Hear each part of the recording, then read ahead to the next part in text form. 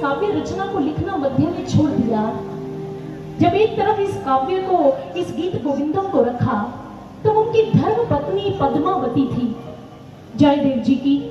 उनकी धर्म पत्नी जयदेव जी प्रभु श्री कृष्ण जी के अनन्य भक्त। जब वो राधा कृष्ण का नाम लिया, जैसे ही ध्यान में डूबे तो उन्होंने एक दृश्य देखा। दृश्य क्या था कि यमुना नदी का पुलीन है, वृंदावन की भूमि है और यमुना के तट पर कदम्ब का वृक्ष है और उस कदम्ब की छैया में हमारे गिरिधर गोपाल भगवान श्री कृष्ण खड़े हैं। श्री कृष्ण वहां खड़े होकर मंद मंद मुस्कान में स्मित हास्य से त्रिभंगी मुद्रा में वेणुनाद कर रहे हैं, बांसुरी बजाते जा रहे हैं, यमुना का जल प्रवाहित होता जा रहा है। जयदेव जी ने जैसे इस दृश्य को देखा तो और भावनाओं में डूब गए। अहो अहो कृष्ण, हाँ कृष्ण, ऐसा पुकार भीतर करने लगे और इतना डूब गए उस भक्ति भाव में, ऐसा डूब गए कि उनके अंदर से एक गीत प्रस्फुटित हुआ, एक काव्य रचना होने लग गई और उस काव्य रचना ने कुछ शब्दों का स्वरूप धारण कर लिया। और उन्होंने देखा उसी समय कदम्ब के पास श्री राधा जी आती हैं।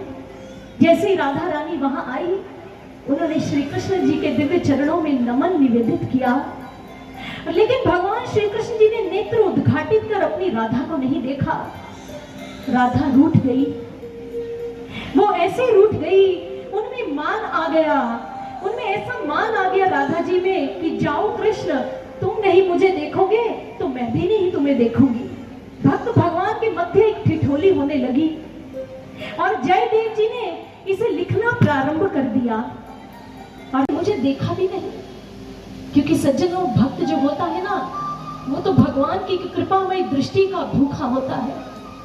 उसे होता है कितनी भीड़ में भक्तों की खड़ा रहे, लेकिन मेरे प्रभु एक बार मुझे निहार ले, एक बार मुझे देख ले। बस राधा जी के मन में मान आ गया, श्री कृष्ण ने मुझे देखा नहीं, मैं उनका दर्शन करने आई तो मैं भी इनको बुलाऊंगी नहीं। श्री कृष्ण जी समीप आए और राधा जी को मनाते हैं, मनुहारे करते हैं, हे प्रिय चारुशीले मान जाओ।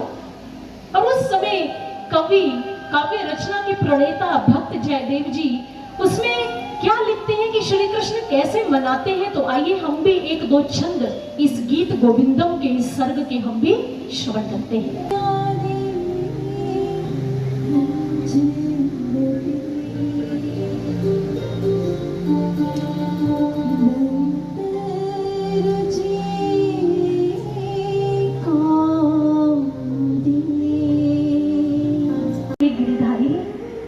मुझे कोई भूमिका नहीं चाहिए प्रभु, मुझे कोई स्थान नहीं चाहिए। जहां जहां मेरे गिरिधर गोपाल जाएंगे, ये राधा भक्ति और प्रेम की धारा बनकर वहीं पर प्रवाहित होने लग जाएगी, वहीं पर बहती चली आएगी। इसलिए जहां जहां श्रीमद् भागवत महापुराण की कथा के रूप में, रस रूप में श्री कृष्ण आते हैं, वहां भाव रूप में राधा रानी जी अपने आप आने लग जाती हैं, हमारे अंतःकरण में, हमारे हृदयों के मध्य में। इस कथा को श्रवण करते हुए यदि आपकी आंखों में आंसू आ जाएं, अश्रु कण आ जाएं, तो समझ लीजिए राधा भाव मुखर हो गया है।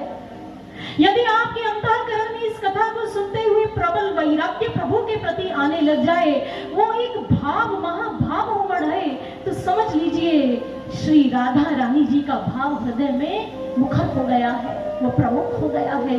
राधा जी हमारे हृदय में विराजमान हो गई है।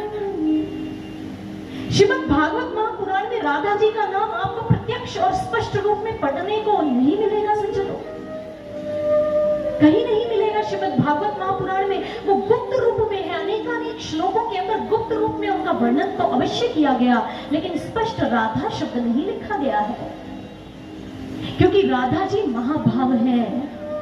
और जब वेद व्यास जी भाव के अंदर उतरे इस 18वें पुराण की रचना करने के लिए, तो अगर वो महाभाव में उतर जाते, राधा भाव में उतर जाते, तो शायद श्रीमद् भागवत महापुराण की रचना अधूरी रह जाती। यह कारण भी है कि वो राधा जी का चरित्र इसमें अच्छा, उन्होंने भी अपने मुख हंस है, आत्मा राम है, शुभदेव मुनि महाराज जी, वो तो ब्रह्मस्वरूप है और रस में सागर है, और जैसे ही अगर वो राधा जी का नाम लेते महाभाग में उनकी समाधि लग